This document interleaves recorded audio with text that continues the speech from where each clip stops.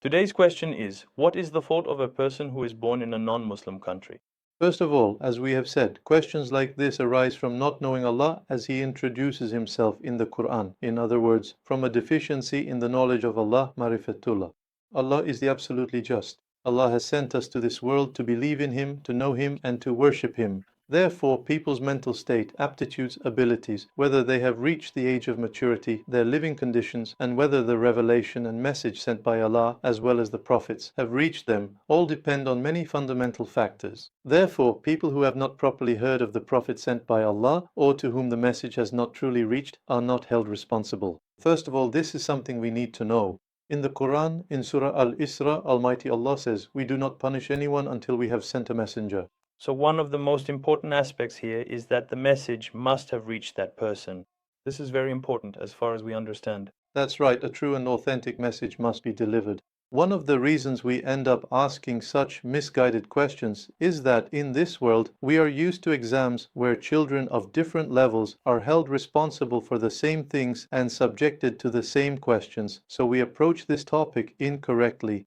Here there may be such misguided questions. What was so-and-so's fault? Why, for example, is that person at a different level than the other? Can a child who has attended the lesson be at the same level as one who hasn't? Do they have the same knowledge? Do they have the same level of intelligence? Are their living conditions at the same level? So, if that child is left behind, what is his fault? Such questions may come to mind here. What is the fundamental mistake here? Holding people of different levels responsible for the same thing. So, in this case, one might make such a mistake about those who fail or pass the class. Let's imagine an exam. If there were an exam tailored to each child's level in the class, based on what they have seen and understood, would any of these questions have any meaning? They wouldn't. According to each child's abilities, intelligence level, the lessons they've received, what they've understood from the lessons, their aptitudes, life circumstances, living conditions, and so on. If we imagine an exam style where, taking all these factors into account, each student is tested in a way that suits their own circumstances and level, and if we are talking about an absolutely just teacher who knows and understands the entire class and all their students, then of course this kind of exam would eliminate such questions entirely.